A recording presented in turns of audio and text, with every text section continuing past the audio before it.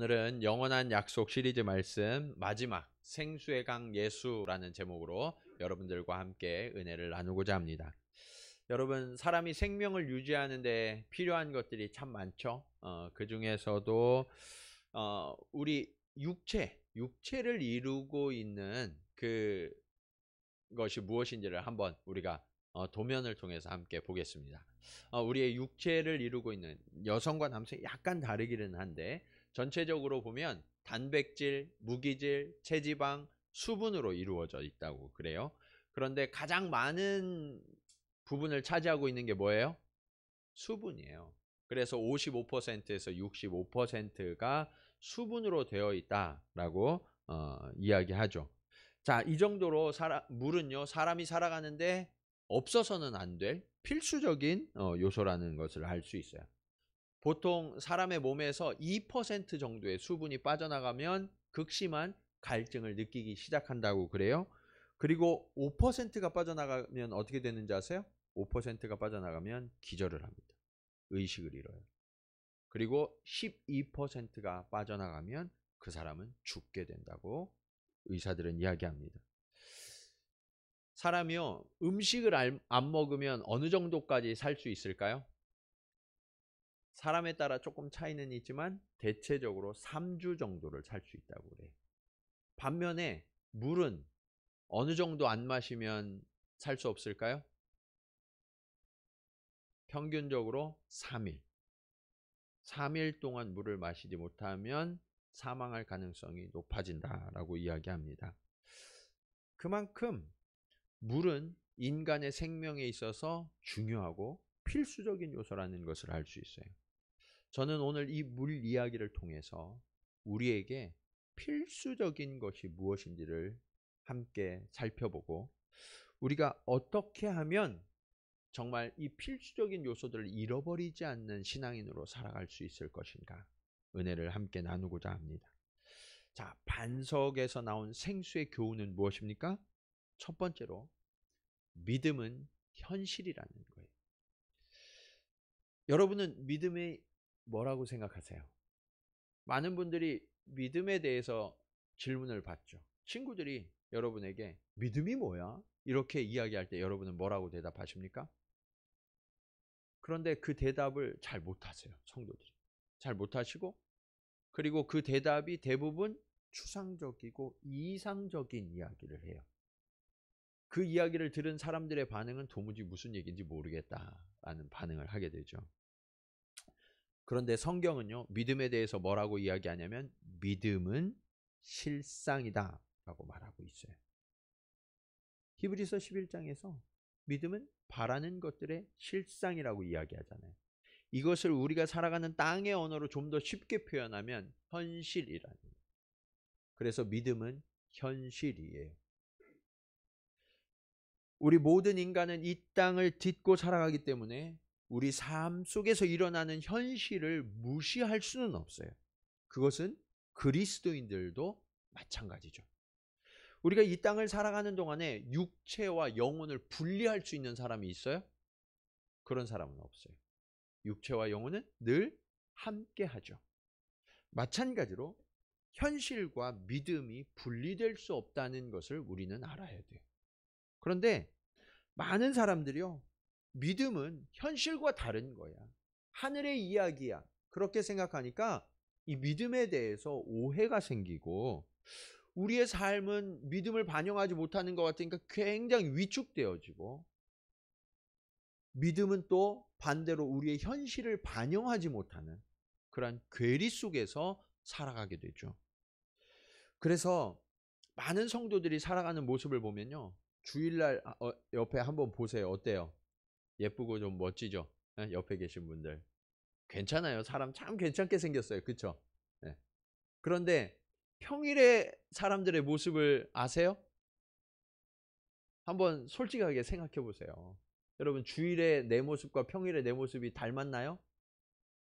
그렇지 못한 성도가 너무나 많다는 거예요. 믿음과 현실의 괴리를 자연스럽게 받아들이면서 주일의 내 모습과 평일의 내 모습이 너무나 다른 것도 자연스럽게 그냥 받아들이며 살아간다는 거죠.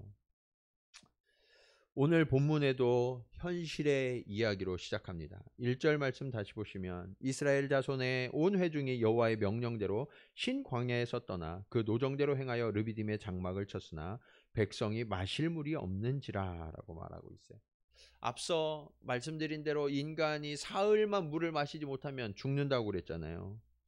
근데 이들이 지금 어디를 지나가고 있어요? 광야를 지나가고 있는데 물을 못 마셨으니까 오죽 그 갈증이 심했을까요? 네. 그 고통이 얼마나 극심했든지 이스라엘 백성들은 더 이상은 참을 수 없는 지경에 이르게 됐던 거죠. 2절과 3절 말씀 보시면 백성이 모세와 다투어 이르되 우리에게 물을 주어 마시게 하라. 모세가 그들에게 이르되 너희가 어찌하여 나와 다투느냐? 너희가 어찌하여 여호와를 시험하느냐? 거기서 백성이 목이 말라 물을 찾음에 그들이 모세에게 대하여 원망하여 이르되 당신이 어찌하여 우리를 애굽에서 인도해 내어서 우리와 우리 자녀와 우리 가축이 목말라 죽게 하느냐. 문제는요, 이 백성들이 물을 오랫동안 마시지 못하면서 내가 정말 죽을 수 있겠구나 하는 두려움과 공포에 휩싸이기 시작했다는 거예요. 여러분, 물을 못 마셔서 죽을 뻔한 적이 있으세요? 저는 그런 적이 있거든요. 네. 그 전까지만 해도요, 그 순간이 오기 전까지만 해도 제가 믿음이 좀 괜찮은 사람인 줄 알았어요. 그래서 죽으면 죽으리라. 내가 하나님께 가는데 뭐가 두려워. 이런 거를 습관처럼 막 떠들어댔었거든요. 그런데 제가 그 순간에 딱 맞닥뜨리니까 어떻게 됐는 줄 아세요? 군대 훈련 중이었는데 물을 못 마시니까 사람이 극도의 공포에 휩싸이는 거예요. 죽겠구나. 그 순간 제가 어떻게 했는 줄 아세요? 평소 같으면 쳐다보지도 않았을 논의 물을 퍼먹고 있는 제 모습을 봤어요. 농약이 있을지도 모르는데 그 논의 물을 퍼마시고 있더라고요. 여러분, 이게 인간이에요. 우리가 이 이스라엘 백성들의 모습을 인간적으로는 충분히 이해할 수 있어요. 그런데 여기서 반드시 기억해야 할 한 가지가 있어요. 그게 뭐냐? 출애굽기 14장을 보시면 바로의 군대에게 쫓기는 이스라엘이 홍해를 가르고 건너는 장면이 나오죠. 그리고 15장에는 이스라엘이 홍해를 건넌 직후에 사흘 동안 물을 못 마셔서 지금과 똑같이 너무나 탈수 현상에 시달리다가 오아시스를 발견해요. 그런데 그 물이 너무 써서 마실 수가 없는 거예요. 그때 하나님께서 방법을 마련해 주셔서 한 나무를 던졌더니 물이 달아져서 마실 수 있게 되었죠. 그리고 16장에는 지난주 말씀이에요. 하나님께서 광야에 있는 백성들에게 하늘을 여시고 만나를 내리셔서 먹이셨던 장면이 나와요. 14, 15, 16장에 연속해서 하나님이 은혜를 베푸시고 이스라엘 백성들을 지키시고 먹이시고 돌보셨던 이야기가 계속해서 나오는데 오늘 17장에 보시면 뭐라고 이야기해요? 그들은 다시 현실 앞에서 무너져서 불평하고 원망하는 모습으로 등장하죠. 여러분, 너무 오랫동안 물을 마시지 못했어요. 미쳐 죽을 것 같은 게 그들의 현실이었어요. 그런데 또 하나의 실상이 있다는 것을 그들이 잊었어요. 그게 뭐냐? 하나님이 그들과 함께 하셨다는 거예요. 오늘 아침에도 만나를 먹었어요. 그리고 지금 하나님이 구름기둥과 불기둥으로 함께 하시는 게 보여요. 지금 이 두 실상 앞에 그들은 갈등하고 있는 거예요. 지금 저와 여러분, 많은 성도들이 경험하고 있는 문제도 동일한 거예요. 우리는 분명히 하나님을 믿고 따르고 있어요. 열심히 예배도 드리고 기도도 하고. 그런데 여러분 어때요? 여러분에게는 문제가 없으세요? 네. 괜찮으신 것처럼 이렇게 표정들을 하고 계시는. 우리가 하나님을 믿는데도 불구하고 문제가 끊임없이 우리 안에 일어나고 있잖아요. 그러면 어때요? 고민이 되지 않나요? 어떤 분들은 질병 때문에, 어떤 분은 경제적인 문제로 너무 힘들고, 어떤 분들은 깨어진 관계 때문에 고통스럽고, 또 내면의 문제가 나를 놓아주질 않아서 너무나 힘들어해요. 그런 문제들 때문에 많은 성도들이 찾아오셔서 제게 질문하세요. 목사님, 제 믿음이 잘못된 건가요? 제게 무슨 문제가 있는 건 아닌가요? 그런데 여러분, 사실은 그렇지 않아요. 인간은 범죄했습니다. 그리고 그로 말미암아 이 땅은 저주를 받았어요. 그래서 믿는 자들도 이 땅을 살아가는 것이 고통 중에 살아갈 수밖에 없는 거예요. 믿음이 잘못돼서 그런 것이 아니라, 우리가 무슨 문제가 있어서 그런 것이 아니라, 하나님이 우리와 함께 하시지 않아서 그런 것이 아니라, 우리가 이 땅을 살아가는 동안에, 육체를 입고 이 땅을 살아가는 동안에는 이 죄와 고통의 문제가 계속해서 우리와 함께하고 우리는 믿음으로 싸워가는 존재가 되어야 한다는 거예요. 이것이 바로 믿음이 현실이다라는 증거예요. 그러면 어떻게 해야 할까요? 믿음이 현실인 건 알겠는데 이 현실의 문제를 극복하려면 어떻게 해야 할까요? 그것이 오늘 말씀의 두 번째 교훈입니다. 믿음은 한계의 문을 여는 열쇠예요. 여러분, 믿음은 현실이라고 말씀드렸죠? 그런데 이 믿음은 열쇠라는 거예요. 한계의 문을 여는 열쇠. 오늘 본문의 이스라엘 백성들은요, 한계 앞에서 염려했어요. 한숨 쉬었어요. 그리고 뒤에서 자기들끼리 모여서 불평하기 시작해요. 처음에는 자기들끼리 모여서 불평하다가 사람들이 이게 세력이 되니까 어떻게 돼요? 이게 원망이 돼요. 네. 그리고 용기를 얻었어요. 이제 대적해야 되겠다. 그래서 모세에게 가서 대적합니다. 그리고 하나님을 원망하기 시작해요. 4절 말씀 보실까요? 모세가 여호와께 부르짖어 이르되 내가 이 백성에게 어떻게 하리이까? 그들이 조금 있으면 내게 돌을 던지겠나이다. 여러분이 모세의 입장이라면 어떻게 하시겠어요? 사람들이요, 자신에게 막 험한 말들을 계속해서 쏟아내요. 심지어 어느 정도냐면 돌을 들어서 지금 쳐서 죽이기 일보 직전이에요. 여러분이 모세라면 어떻게 하실 것 같으세요? 같이 화를 낼까요? 내가 예수야? 나보고 어떻게 하라고? 그렇게 얘기하는 그리스도인들도 굉장히 많아요. 여기에서 그렇게 무너집니다. 남들이 악으로 대적하니까 나도 똑같이 악으로 대적하는 사람들이 얼마나 많은지 몰라요. 그런데 여러분, 그것은 너무나 무력한 방법이에요. 뿐만 아니라 더 중요한 것은 하나님의 거룩을 해치는 일이라는 것을 우리는 잊지 말아야 돼요. 그런데 너무나 감사한 것은 모세는 여기에서 무너지지 않았습니다. 모세는 지금 이 광야에서 이스라엘 백성들이 충분히 먹을 물을 찾아줄 능력이 자신에게 없다는 것을 알았어요. 지도자였는데 그들을 이끌고 가는데 자신의 한계를 만난 거예요. 그리고 지금 자신에게 와서 찾아와서 따지고 대적하고 심지어 돌을 들어서 치려고 하는 그들을 막아내고 설득할 방법도 자신에게 없다는 것을 알았어요. 그럼 어떻게 해야 될까요? 이 문제를 해결할 방법도 없고 이 사람들을 설득해서 돌려보낼 방법도 없는 거예요. 이 절박한 한계 속에서 그는 어떻게 했나요? 그는 자신의 한계를 인정했어요. 한계를 인정하고 주저하지 않고 하나님 앞에 엎드립니다. 여러분, 이게 믿음이에요. 나의 한계를 깨닫고 하나님 앞에 엎드려 간구하는 것. 이게 믿음이에요. 그러자 하나님께서는 모세의 간구를 들으시고 한계를 지날 수 있도록 문을 열어주셨어요. 6절 말씀 보실까요? 내가 호렙산에 있는 그 반석 위 거기서 내 앞에 서리니 너는 그 반석을 치라. 그곳에서 물이 나오리니 백성이 마시리라. 모세가 이스라엘 장로들의 목전에서 그대로 행하니라. 여러분, 백성들은 똑같이 한계를 만났어요.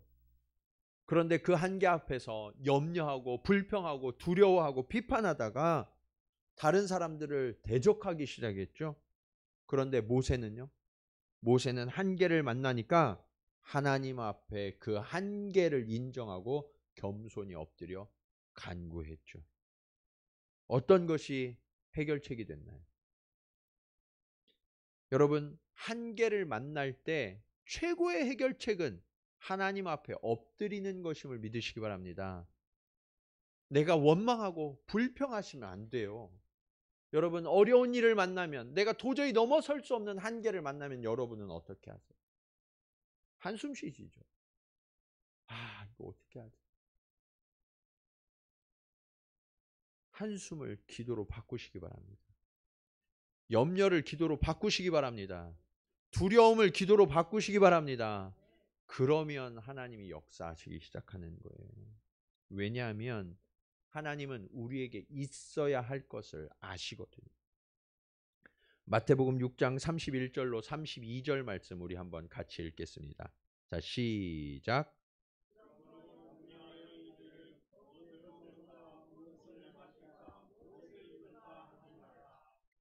이는 다 이방인들이 구하는 것이라. 너희 하늘 아버지께서 이 모든 것이 너희에게 있어야 할 줄을 아시느니라. 아멘. 여러분, 문제가 없다고 이야기하는 게 아니에요. 믿는 사람들도 문제가 있다는 거예요. 그런데 염려하고 두려워하지 말라고 말씀하세요. 왜요? 염려하고 두려워하는 것은 누가 하는 거라고요? 이방인. 이방인이 누구예요? 믿지 않는 사람. 하나님이 없는 사람들이라는 거예요. 여러분에게 하나님이 있으십니까? 여러분에게 믿음이 있으십니까? 그러면 뭐 하지 말라고요? 염려하지 말라고요. 두려워하지 말라고요. 여러분, 왜 이게 중요하냐면 이건 신뢰의 문제이기 때문에 그래요. 부모와 함께 사는 자녀들이 끼니 걱정하는 거 봤어요? 네? 부모와 함께 사는 자녀가 끼니 걱정하는 그 집안에는 굉장히 심각한 문제가 있는 거예요. 정상적인 가정이라면 자녀는 끼니를 걱정하지 않습니다. 그러면 자녀는 뭐 해요? 아빠, 나 이거 사줘. 엄마, 나 이거 먹고 싶어요. 이거 해주세요.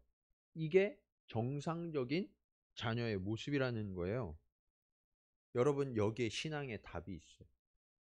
신앙을 너무 고상한 척 하지 마세요. 이런 거를 하나님 앞에 어떻게 구해? 이런 거는 우리가 좀 알아서 해야 되는 거 아니야? 그러면서 하나님 앞에 구하지 않는 거예요. 신앙생활이 자꾸 추상적이 돼요. 이상적이 돼요. 그런데 여러분, 그건 신앙생활을 너무 어렵게 하시는 거예요. 신앙생활은요, 아버지하고 함께 사는 거예요. 그러면 자녀가 한계를 만나고 어려움을 만나면 어떻게 해요? 누굴 불러요? 엄마를 부르고 아빠를 부르잖아요. 그러면 우리는 누굴 불러야 돼요? 하나님 아버지를 부르시면 되는 거예요. 우리가 할 수 있는 일이 있어요. 그냥 하면 돼요. 그런데 우리가 할 수 없는 한계를 만났어요. 그럼 어떻게 해요?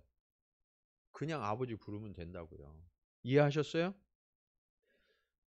우리가 걱정하고 두려워하는 일은요, 우리의 한계예요. 그게 우리의 한계라고요. 그러면 그 한계 앞에서 어떻게 해야 돼요? 우리 스스로는 그 한계를 넘어설 수 없잖아요. 그러니까 가장 좋은 방법은 아버지 도와주세요. 그러면 그 아버지께서 즉시 손을 내밀어 도와주신다고 성경은 약속하시잖아요.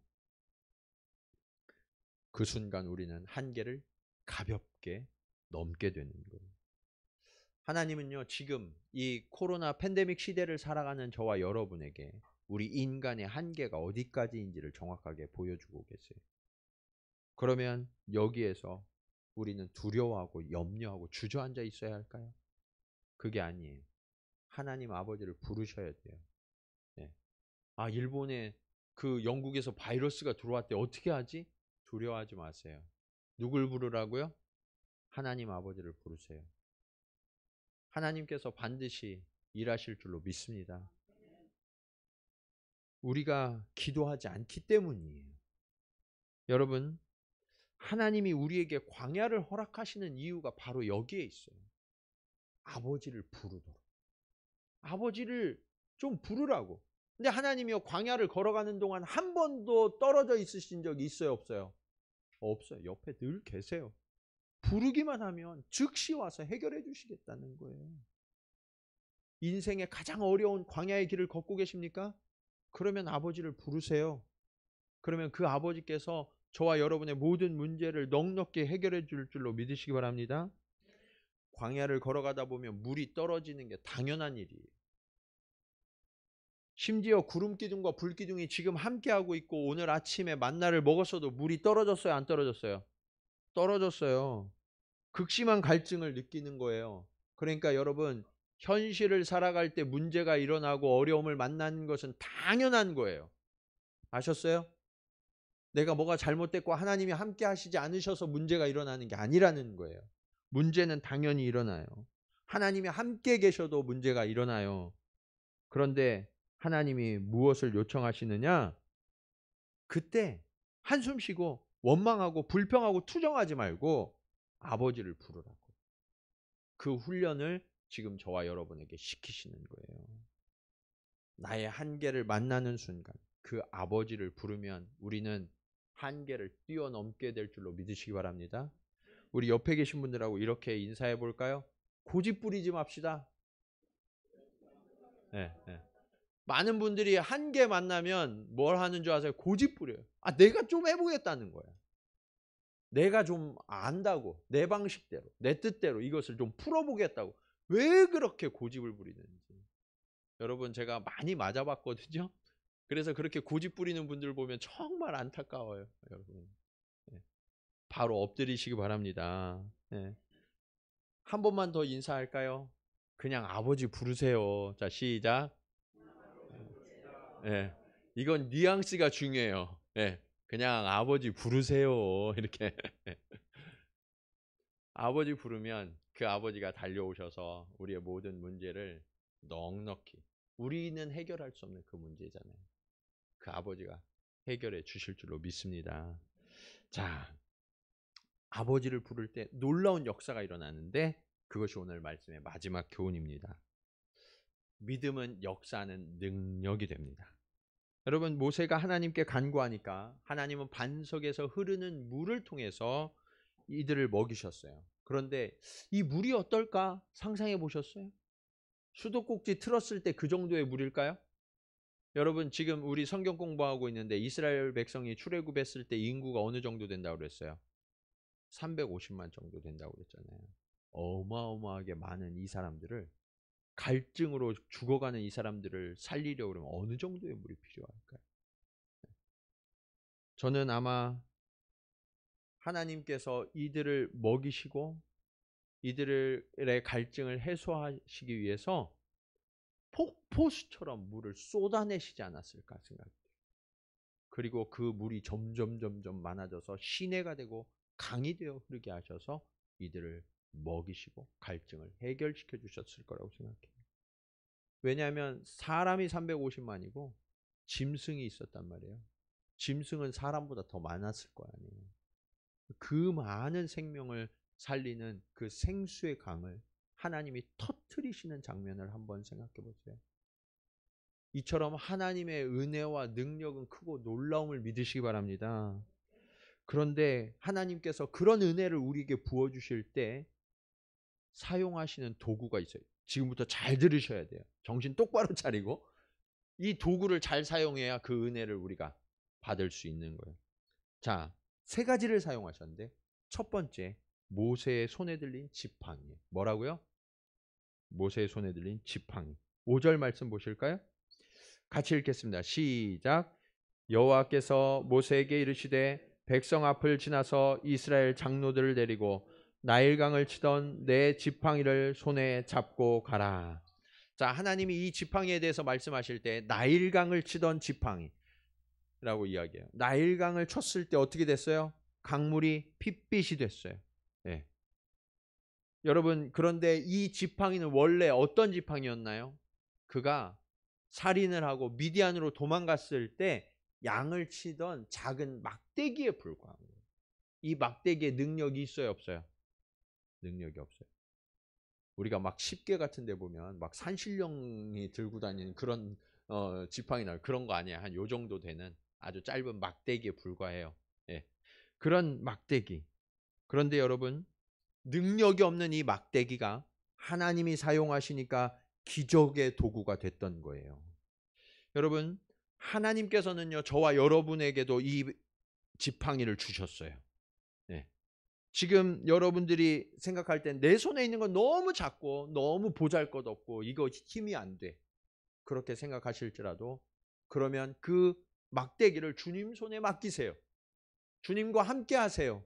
그러면 그 주님께서 그 막대기를 통하여 역사하셔서 기적의 도구가 되게 하실 줄로 믿습니다. 여러분 자신을 절대 비하하지 마세요. 나는 안 돼, 나는 못해, 나는 무익해, 그러지 마세요.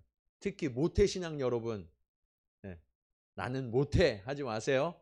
네, 하나님께서 능하게 하실 줄로 믿습니다. 자, 또 하나의 도구는 반석입니다. 반석. 6절 말씀 보실까요? 내가 호렙산에 있는 그 반석 위 거기서 내 앞에 서리니 너는 그 반석을 치라. 그곳에서 물이 나오리니 백성이 마시리라. 모세가 이스라엘 장로들의 목전에서 그대로 행하니라. 여러분, 하나님께서는요, 반석에서 물을 내셨어요. 여러분, 반석 안에 물이 있어요, 없어요?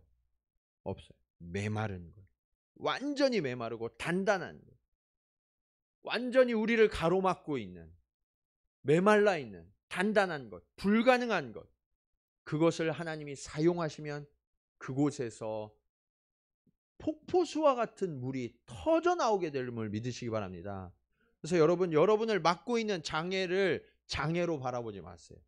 하나님 앞에 주여 이것이 호렙의 반석이 되게 하옵소서 선포하시면 하나님이 그 장애를 바꾸어서 오히려 생명의 강물을 터져 나오게 하실 줄로 믿으시기 바랍니다. 자, 하나님께서 사용하신 도구 세 번째는요, 믿음이에요. 뭐예요? 믿음. 자, 7절 말씀 보시면 그가 그곳 이름을 마사 또는 무리바라 불렀으니 이는 이스라엘 자손이 다투었으며 또는 그들이 여호와를 시험하여 이르기를 여호와께서 우리 중에 계신가 안 계신가 하였음이더라. 여러분, 갈등이 생기고 문제가 생기면 다투는 사람들이 있어요. 다툼이 뭐예요? 마사, 무리바예요. 그런데 그 다툼으로, 원망으로, 불평으로 문제가 해결됐어요, 안 됐어요? 안 돼요. 그러니까 여러분, 불평을 그치시기 바랍니다. 다툼을 그치시기 바랍니다. 그리고 뭘 해야 되냐? 믿음을 고백하세요. 350만이나 되는 수많은 사람들이 다투었어요. 불평했어요. 원망했어요. 그들은 문제를 해결하지 못했어요. 그런데 단 한 사람, 믿음의 사람 모세가 하나님 앞에 엎드려 기도했더니 하나님 그 믿음을 도구로 사용하셔서 그들을 먹이신 줄로 믿으시기 바랍니다. 여러분, 그런데 모세가 어떻게 하나님 앞에 엎드릴 수 있었을까요? 하나님을 신뢰하는 믿음이 있었기 때문이에요. 지금 이 사람들은 나를 들어 치려고 하고 물은 구할 수 없지만 하나님은 이 모든 문제를 한꺼번에 해결하신다는 믿음이 모세에게 있었던 거예요.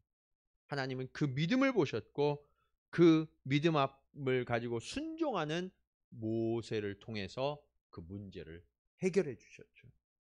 그런데 여러분, 이것이야말로 예수 그리스도가 주시는 영원한 생명에 대한 상징이에요. 반석은 예수 그리스도를 상징합니다. 고린도전서 10장 4절 말씀 한번 보실까요? 같이 읽겠습니다. 시작.